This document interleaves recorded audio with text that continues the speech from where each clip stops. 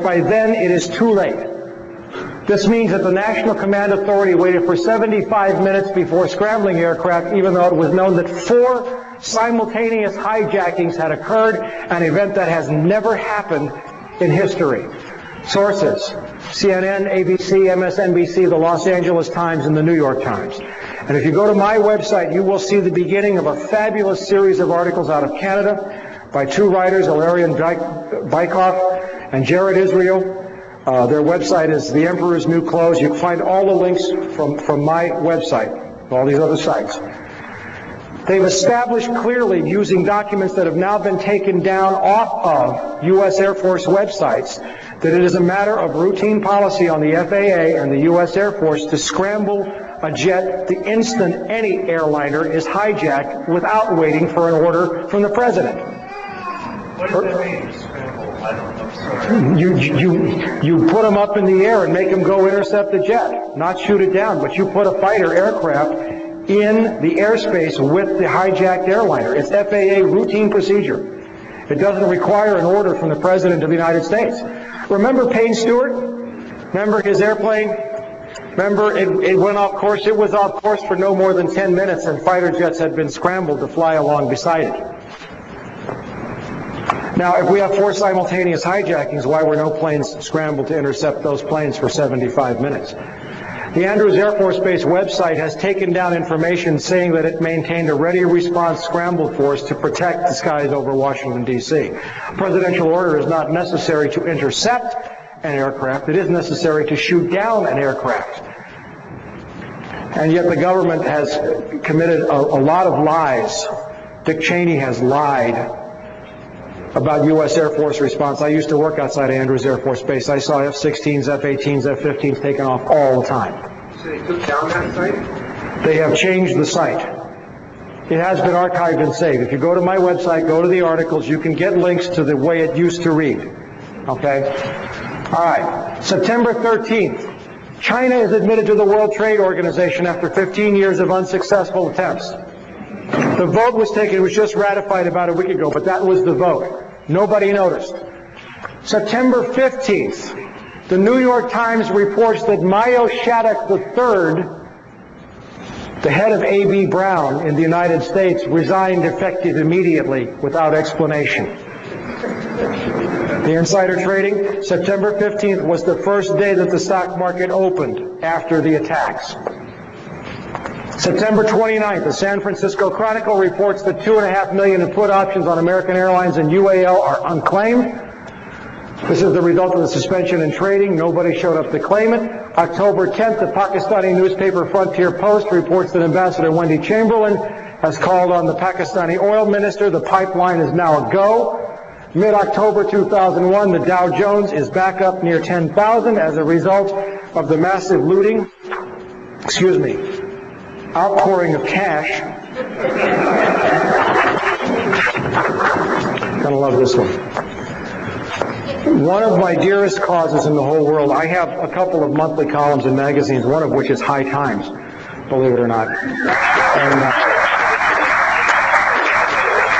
it's a strange thing for an ex-narc who hasn't had a beer or a joint. I've had no mind-altering chemicals in 18 years. It'll be 19 in January. I'm a recovering alcoholic, and I work a lot with men in recovery. I've written more than 30 articles on the subject of drug addiction and recovery for the U.S. Journal of Drug and Alcohol Dependence, and I can tell you that drug addiction is a medical, social, and spiritual problem. It is not a criminal problem.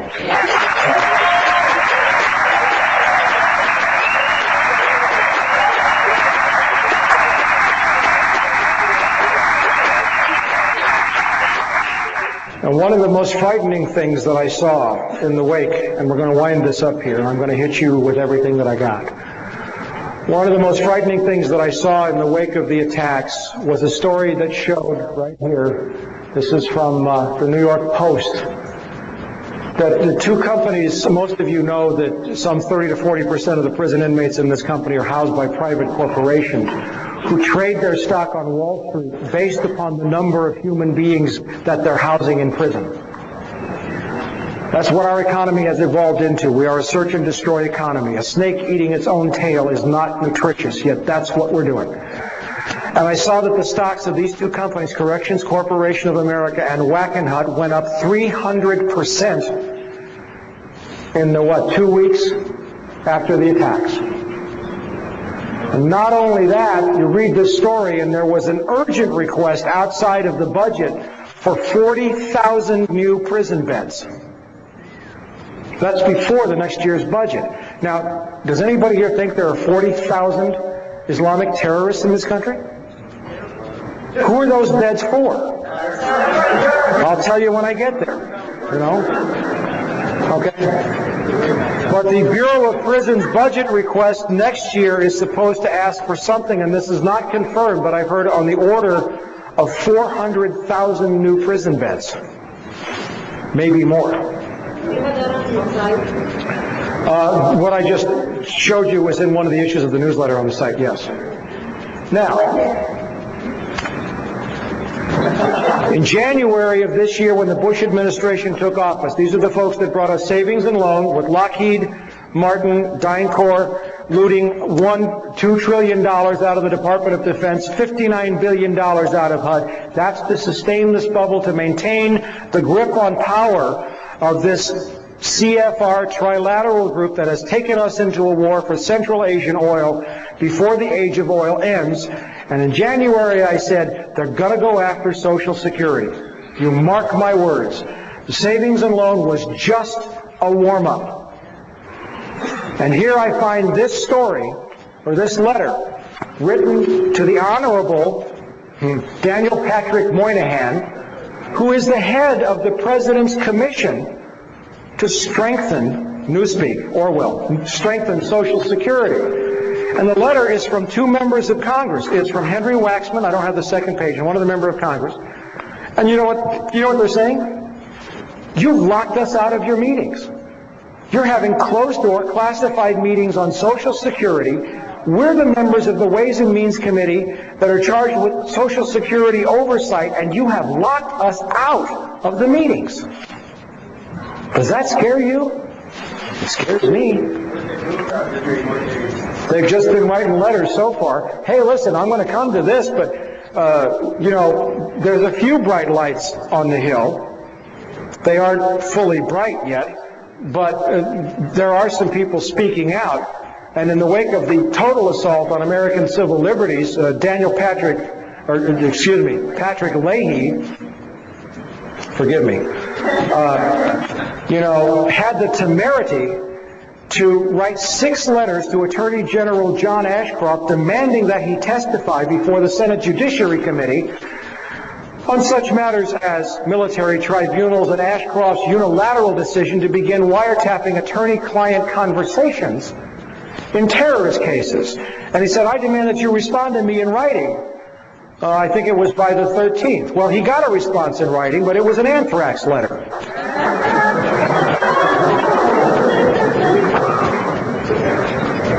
You notice they're only going to Democrats?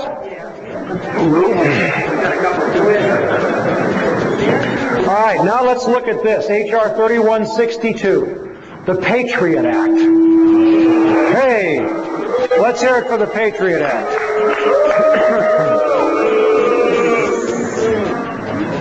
Now it's group therapy. That's good. Okay. In the most recent issue of From the Wilderness, we covered some of the highlights or the lowlights of this bill. And I want you to listen to me very closely. This is your Constitution. We're coming now to pay the bill for the price that you, and remember how I defined you at the beginning of this presentation as all of the American people who failed to reconcile accounts after the assassination of John Kennedy, of Bobby Kennedy, of Martin Luther King, of Iran-Contra, of Vietnam, of Panama, of savings and loan, of the genocide of 2 million people in Rwanda, of the rendering to radioactive waste of large portions of Iraq with depleted uranium that's contaminated with plutonium, the displacement of 1 million people in Colombia within the last year, the bills are coming due, and now it's your turn to pay. The Patriot Act that was passed just recently includes several provisions. First of all, the FBI can enter your home in a criminal investigation. I think it's criminal. They might have said terrorist. It doesn't make any difference how you define it. When you're not there, without a search warrant. They may seize whatever they want to seize and use it to convict you in a court of law for a crime when you didn't even know they came. Now, how many people know that the Fourth Amendment to the United States Constitution is supposed to protect us against unreasonable searches and seizures?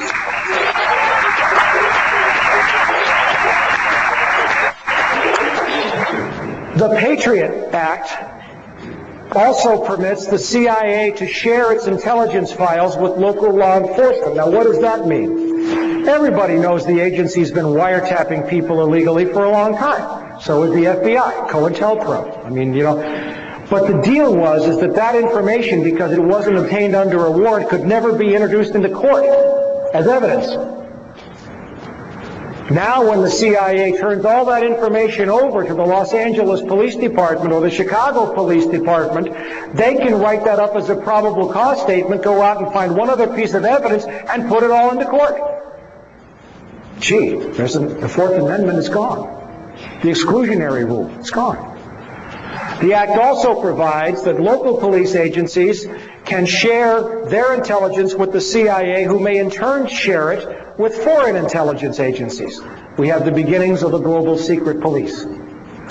Echelon is a program of wiretapping run by the United States, Great Britain, Australia, New Zealand, and Canada. And it was originally set up on the premise, gee, it's illegal for CIA to wiretap Americans, but there's nothing wrong with the Canadians doing it. And Americans will wiretap the British, and the Australians will wiretap, and then we all share it. That's Echelon. And now all that information now under the Patriot Act can now be used in terrorist criminal prosecutions. And it's going to get worse for you in just a minute here, if it isn't bad enough already. Okay. In addition, the Patriot Act allows cops to search for judges.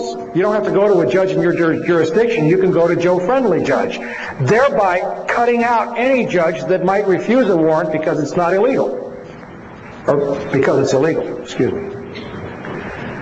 Now we have John Ashcroft saying he's going to wiretap attorney-client conversations in terrorist cases. Terrorist cases I'm only going to do it, I swear, involving cases of terrorists with foreigners. Now, the Fifth Amendment to the United States Constitution says that we have an absolute right against self-incrimination, and protected communications are those between an attorney and his client, a husband and his wife, a priest or a spiritual leader and his confessor. It's gone. We have President George Walker Bush announcing by fiat, and it evoked a stirring series of editorials by conservative columnist William Safire, that he will now have military tribunals to try terrorists, could be held here in the United States. And in those military tribunals, they don't have to reveal evidence if it's in the interest of national security. They don't have to disclose the voting. They don't have to publicize the trial. And the person convicted can be executed even if 1/3 of the officers disagree. The Sixth Amendment to the United States Constitution provides the right to a fair and speedy trial, the right to confront one's accusers and to examine the evidence against him. Also, under the Patriot Act, it is legal for the FBI to come into any business on a terrorist investigation and seize all of the business records. And what's more, there's a clause in there that says that if it's your business, you can't tell anybody that the FBI was there, or they can lock you up. There goes the First Amendment, the freedom of speech, part of the First Amendment. Now, people who read this, who want to defend the Bush administration, will say, good grief, they wrote a sunset clause into this. It's supposed to go away after 4 years. Well, if you read the sunset clause, and it's in my last issue of From the Wilderness, There's a provision in there that says this clause applies except for in any case where the where the investigation was begun before the Sunset Clause takes effect. The Sunset Clause doesn't exist. All they have to say is, we started this investigation before its date in 2005. And there is no Sunset Clause. There is no Santa Claus. Maybe. This is just the beginning.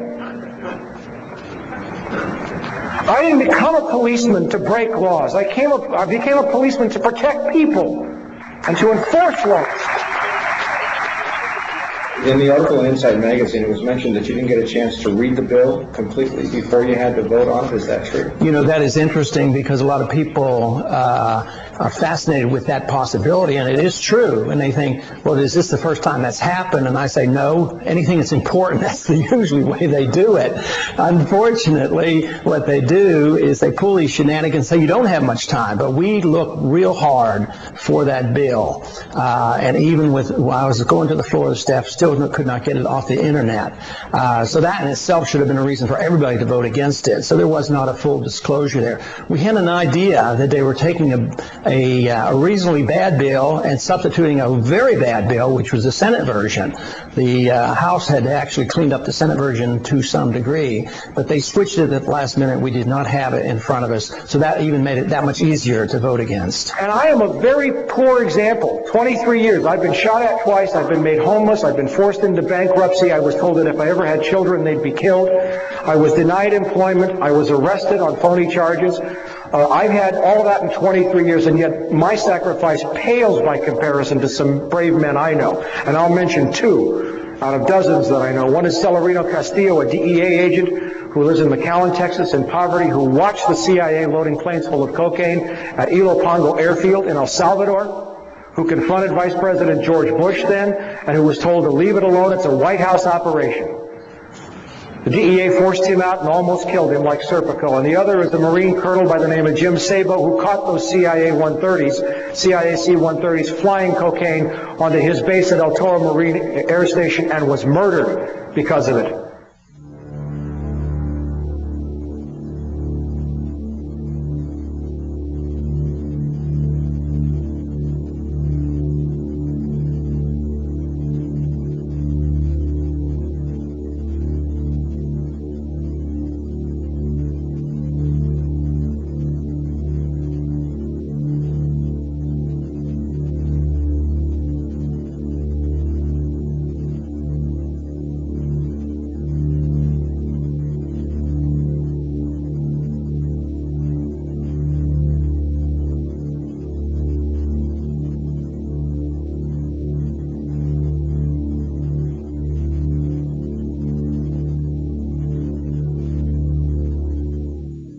People like us, and I'm just one of many, have been trying to tell people like you that unless you face this now and pay the price, this is what the end result is going to be, and it's only going to get worse.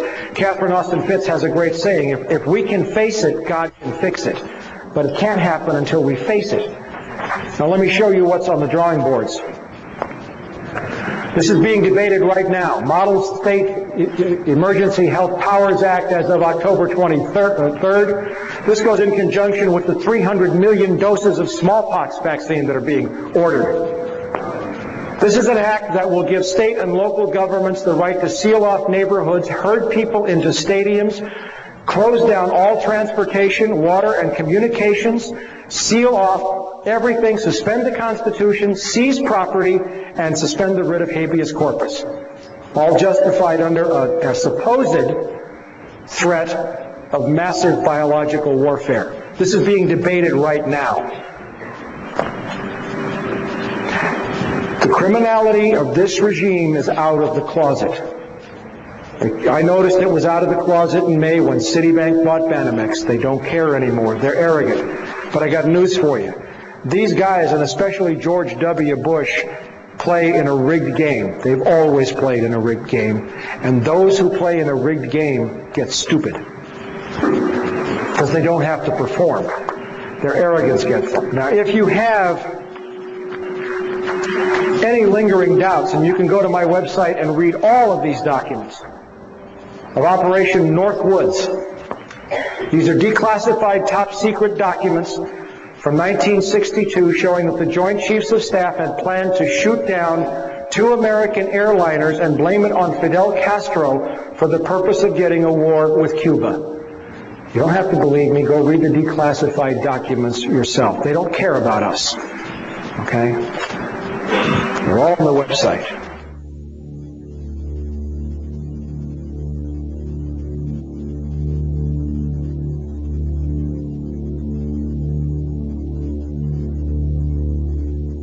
The victorious warlord set to open opium floodgates.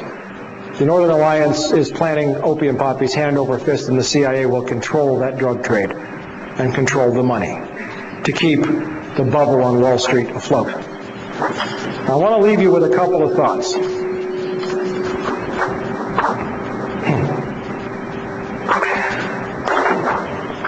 I may have scared you, and I love it when people come up to me and say, Mike, what am I supposed to do? And I know that in your head you're saying, you don't want me to tell you what you're supposed to do, because what you want me to tell you is something that'll let you go home, drink a beer, watch your television set, and manage your 401k plan. Okay? Yeah, you can write, and I got to tell you, From the Wilderness, my newsletter has doubled in size since September the 11th. And you know what I'm doing with the money? I'm hiring reporters and I'm writing more stories. One thing you can do...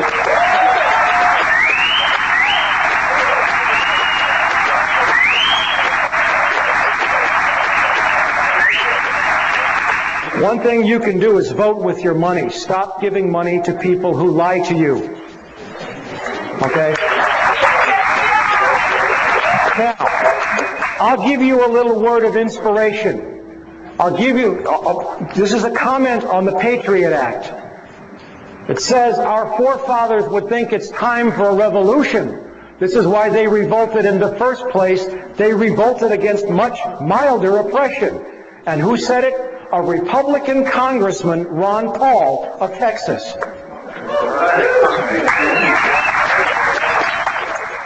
To vote against the Patriot Act was a very easy vote for me.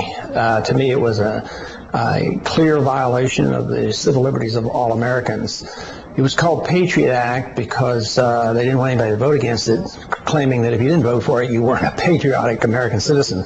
I think it was probably the opposite way. I think those who voted for it voted for a bill that undermined the Fourth Amendment, the whole principles of individual freedom and liberty in this country. So it was very easy for me to oppose a bill that would just open up Pandora's box with search warrants and the whole ability to wiretap and listen to all our communications, whether they were on the internet, and check on websites, the whole works. It was very easy for me to vote against that bill.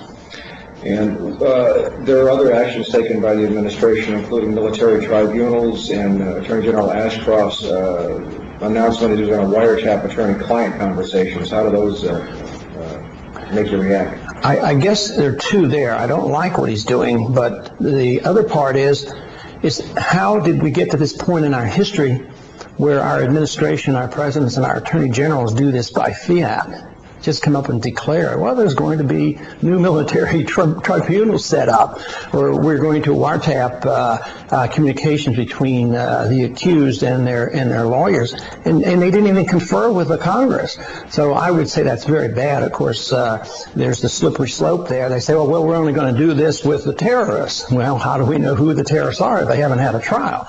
So the whole thing is just outlandish for a country that pretends to protect the rights of the accused, and we challenge other countries like Peru in recent years for setting up these type of tribunals. So I think that moving in this direction is a serious challenge to the whole principles of the 10 Amendments and the Constitution. For all the FBI agents in the audience, a revolution can be anything, but I will tell you this, that a revolution, according to Thomas Jefferson, James Madison, Monroe, and all of the founding fathers, is my divine right.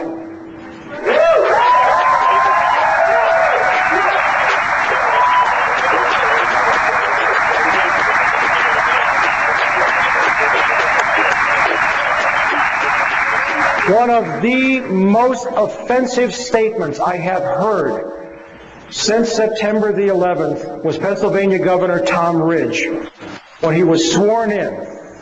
And he said, civil liberties are one of the most precious gifts that we give our citizens. I got news for you, Governor Ridge.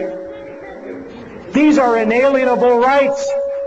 You don't give nothing to me, we give them to you.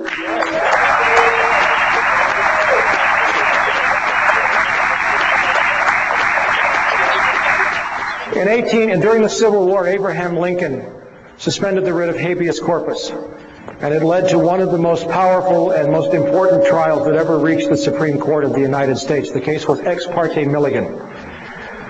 And this is what they had to say. They said, the Constitution of the United States is a law for rulers and people equally in war and in peace, and covers with the shield of its protection all classes of men at all times and under all circumstances.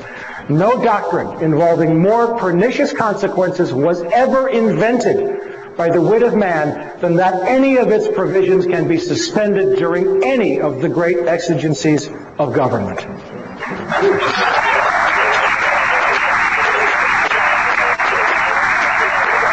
That was when we had a Supreme Court.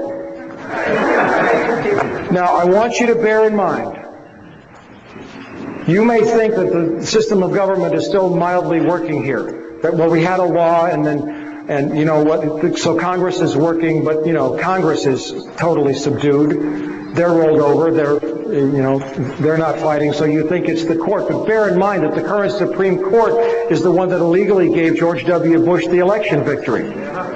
And when I say illegally, I mean it was a butchery in the major media, because the Florida law said the clear intent of the voter. And what happened was the Supreme Court stopped the counting when there were thousands of ballots left uncounted that would have shown the clear intent of the voter, and said, we're going to make a one-case exception here, and we're going to say that we stopped the count, and we're going to just recount the votes that we have and ignore the votes where we could still determine the clear intent of the voter. That was an illegal decision. So where do you go after that? The first most important thing that the American people should remember is how George Bush came to the White House. 1, through fraud, and 2, through buying the election. The most money ever spent in the history of the United States for this office. That's a crime, and that's a shame. All right, we are living, get this, in an empire. Bill Sapphire said this about George W. Bush. He said, on what legal meat does this our Caesar feed? Bill Sapphire said that. Okay? And it is an empire. Now, I want to go all the way back, and I want to take you back before I shut up here and leave you with one of my favorite quotes of all time. The foundation of all mental illness is the avoidance of legitimate suffering. And the country is mentally ill. It'll wake up sooner or later. I don't know when. I'm not God. I don't know where this is going. I know that my job is to teach. My job is to give you information. And my job is to clarify for you what's at stake here. Let's look at the fact that, and this is the most important point, it appears to me that the American people might have a criminal syndicate running their government.